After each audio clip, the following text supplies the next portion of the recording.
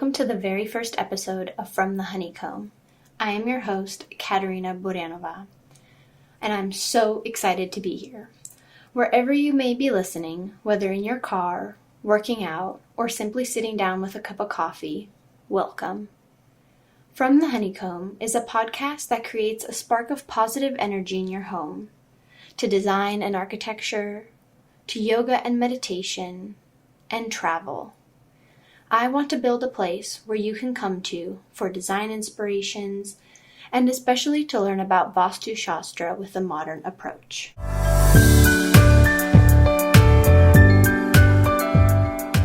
I want to begin every episode with a moment of gratitude. So first, let's take a moment to ground down. Just take a few deep breaths in, maybe roll the shoulders, and think about something that you are grateful for in this moment. For me, in this moment, I am so grateful to be recording this podcast and to have the time and space in my life to be able to pursue this new project. I have so much going on around me right now. I just got back from my destination wedding in Madeira, Portugal, so slightly a little jet lagged. I have a full work week ahead of me. I work about 43 hours a week at an architecture firm in Southern California, and I'm in the midst of my architecture exams. For any of you who are familiar with it or unfamiliar, there's 7 exams total in the United States. There's 6 total actually in the United States. The 7th one is specifically for the state of California, and I have my next one coming up in a few weeks. So among all this other stuff going on, here I am recording my podcast, and I am just so grateful for this moment in time to be able to sit here with you and talk.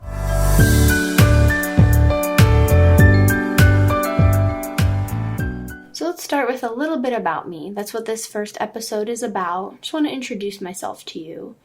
I could list my go-to things. I was born in the Czech Republic, mainly grew up in Southern California, but I've also lived in New Hampshire. I went to architecture school in Chicago for 7 years, and now I'm back living and working in Orange County. I did become a certified yoga teacher in 2017, taught a little for a while, but mainly did it to further my own yoga practice. So I could just list off these main things. Where was I from? Where have I lived? What do I do? But recently I was reading Light is the New Black by Rebecca Campbell. If you haven't read it, it's a great book.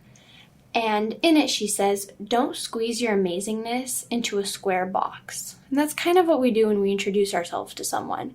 We just list off a few things, but we don't really share our amazingness. Like, what are we great at? So let me share my amazingness with you. I am creative, ambitious, adventurous, brave, adaptive. I try to find the humor in situations. I love to make people laugh. I love organizing, being on top of things, scheduling, color coding. But I've also started to learn to rest. I'm not naturally good at it, but I'm definitely working on it. I have a Pitta-Vata mix, and my sun sign is Pisces, Gemini rising, and Aries moon. I pride myself on meditating every morning. It's a ritual I created about 3 years ago, and only recently have I actually started to write and record my own meditations, which I've posted on Insight Timer. One of the things I absolutely love to do is travel. I got back from Madeira, Portugal, 2 days ago, one of the first international trips we've taken since COVID started. Last one was about 2 years ago. This trip was incredible. It was for my destination wedding. There will be an episode out on how to plan a destination wedding during COVID. I will admit it was quite stressful, but ended up being the most incredible trip I've ever been on. I'm so in love with the island. I can't wait. We're already planning our trip back. And so with travel, I visited 5 of the 7 continents. I only need to visit Africa and Antarctica, which are of course on my list. And I would list a few of my favorite countries, but it's hard. There are so many incredible places to see, and I just can't wait to travel more. And along with travel, of course, I love food. I have to say I love to eat. And thankfully I married a man who loves to cook. So it's a win-win. Spending time in nature for me means swimming in the ocean. We live about 2 miles from the ocean right now, and so swimming, even though it is the Pacific Ocean, which can be cool, it is so therapeutic for me to just float in the ocean. So that's a little bit about me, my hobbies, but then there's, of course, architecture. I have wanted to be an architect since I was about 10 years old, and I pursued architecture school in Chicago. I started in 2010 and I graduated 2015. It's a 5-year program. Typically, architecture school programs are 5 years. Also, there's a path you can take, which is the 4+2, 4 years of undergraduate, 2 for your master's. I did take the shorter route just because I wanted to be done sooner. And after you graduate, you have exams you can take to become licensed, like I had mentioned earlier, which I'm in the midst of. If you know anybody who is going through these exams, they are incredibly hard, difficult, time-consuming, expensive. Kind of a good comparison for these exams is it's like taking the bar 7 times. It's that difficult. And the amount of time you have to prepare, the materials, it is not a cheap route to take. But once you do have your license, it means you can stamp your own drawings. And my goal is to have my own firm one day and to be able to stamp my own drawings. And so I have 2 more left, 1 more on the national level, and then the last one, the 7th one for California. It has been a crazy journey. Failure after failure trying to get these exams done, which I will definitely be recording an episode on failure and what that whole path was for me. But I'm almost there. I'm so close. I did have a little hiccup in my next exam, but I am so excited to be done. And if you, again, know anybody, give them a hug. It is a strenuous process.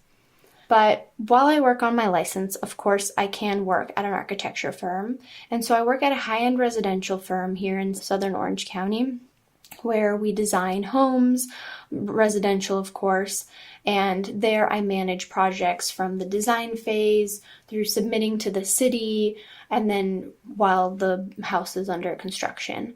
So there's a lot of communication through the city, lots of processing, permitting, there's design review, so there's a lot of elements to that, and I love it. It is so great to design something for someone, a home. I think I've always gravitated towards residential architecture just because you're creating a home for someone. And that is so intimate because you're creating a space that they will live in, sleep in, eat in, raise their children in, work out in, cry, laugh, smile. You are creating that home, that space for them. And I think that is just so, so beautiful. And with this architecture, of course, I've always wanted to have my own firm. But a few years ago, I went to a talk that Sahara Rose was giving. If you're not familiar with her, Sahara Rose is an Ayurvedic practitioner. She has her own podcast. She has a group called Rose Gold Goddesses, which I'm a part of. And so she had a talk about how her main topic is your dharma. What is your life's purpose? And I went to one of her talks a few years ago, and she said, think about combining 2 things that you love, because the 2 things that you love may not be 2 things somebody else loves or is good at. And so I sat there thinking, and I go, I love architecture and I love yoga. How in the hell am I going to make those 2 work?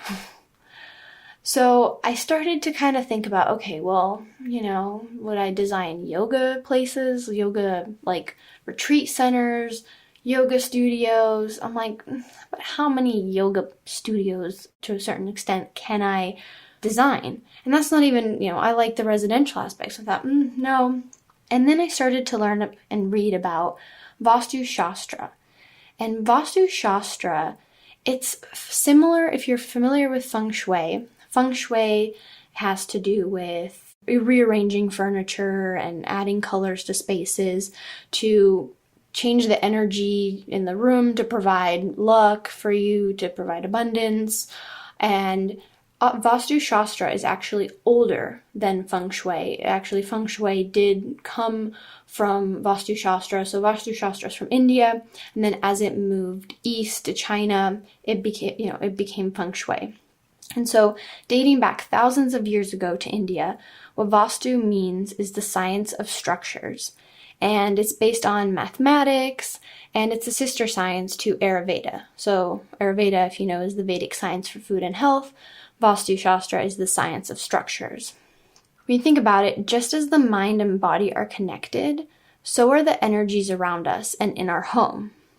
For example, in yoga, we stretch, we twist, we stand on one leg, and we focus on our breath. And it's the environment around us that can affect us too, right? In many forms. It can affect our mood, our health, our energy levels. And so in Vastu, we arrange, we place, we construct, taking into account the 5 elements and planetary forces to create a harmonized space. So it's like yoga for your home, right? And the 5 elements, of course, are earth, water, fire, air, and ether. And they make up almost everything on earth when you think about it. From us, to our homes, to what's in nature. Each element is then also associated to a direction. North, south, east, west, right? And so combining all of this Vastu Shastra knowledge that I started to learn about, I thought, wow, here is a little bit of yoga with architecture. And so I was like, this is exactly what I'm thinking. What I was, think, how can I combine the two, yoga and architecture? Well, there it is. It's Vastu Shastra. I didn't have to reinvent the wheel. But what I do hope to achieve with especially this podcast is a way to give a modern approach, teach a modern approach to what Vastu Shastra is, because I feel that it is so beneficial. I mean, we are in our homes, obviously over the last year and a half during COVID, we've all been at home more. And so the energy that is in your home is so important. Because it really does. It does shape your mood. It does shape your health. And there's ways to, whether it's paint certain walls in your house a certain color, or where to put windows and doors, where to say which room should have what function. That is all part of Vastu Shastra. And so throughout this podcast, I want to teach and share with you what I've learned with a modern approach. You don't want to learn, from 10,000 years ago or X amount of thousands of years ago. We want to make it a little bit more modern, right? Because we do have our computers and everything. So just that modern approach.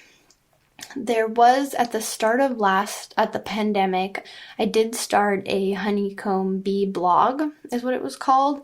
And that's where I kind of wanted to start with the Vastu Shastra. My now husband and I had started that. Didn't really take off, obviously, blogging. I did have a blog years ago.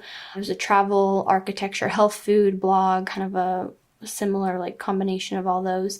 But we did work throughout the pandemic. Construction was considered an essential business here in California. So we're working full time. So there wasn't a lot of time I could give to it. And of course my exams have been taking so much of my time. But also obviously podcasts are a big thing. And so the form of media I feel like that I would share with you, Vastu Shastra, is through this podcast. So we went from Honeycomb Bee blog to From the Honeycomb podcast. So there's that evolution. But yeah, so that's kind of me in a nutshell. And yeah, if you have any questions, please reach out. I'll be sharing more and more of the interests I have. And of course, everything I've talked about, that's everything I'm interested in. It's kind of what you'll get from this podcast. So yeah.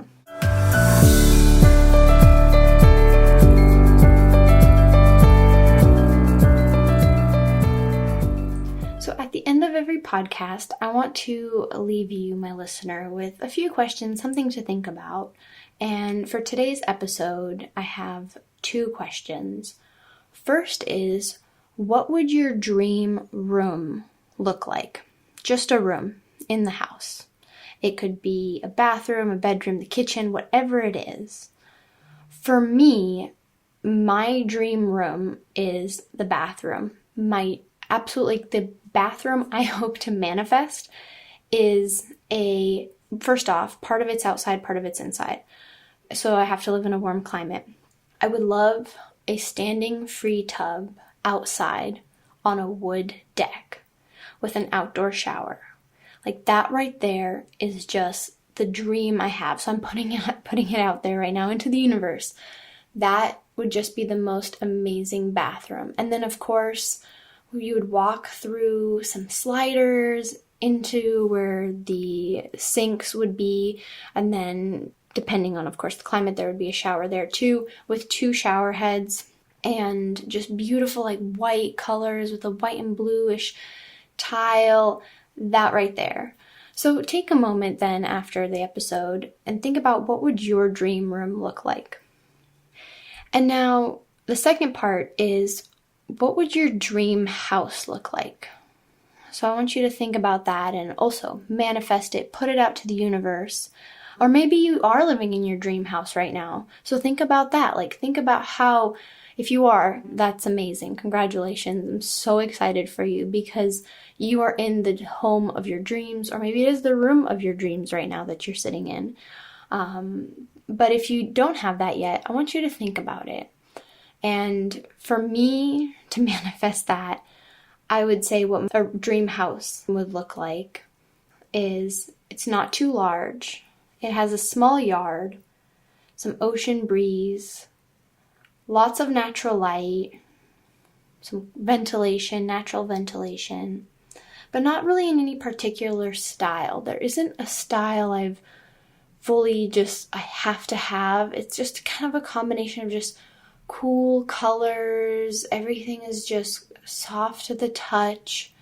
I want to thank you so much for listening to my first episode of From the Honeycomb. Please rate and review my podcast. It'll help people find it. And once you've rated and reviewed the podcast, if you want to send a screenshot to the email I'll provide it in the show notes, you will get a special meditation sent to you as a thank you. I really, really appreciate it if you could rate the podcast so that way we can get it to more people. And I can't wait to see you next Friday.